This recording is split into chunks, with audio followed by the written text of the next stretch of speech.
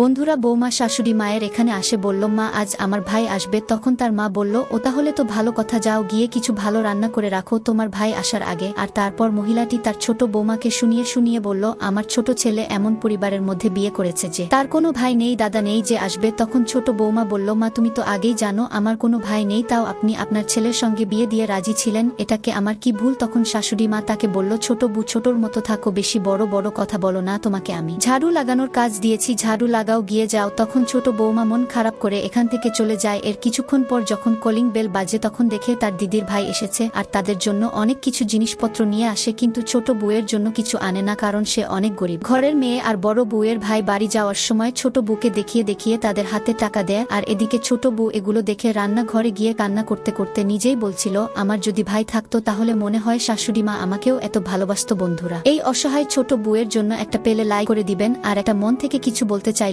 কমেন্টে জানাবেন প্লিজ।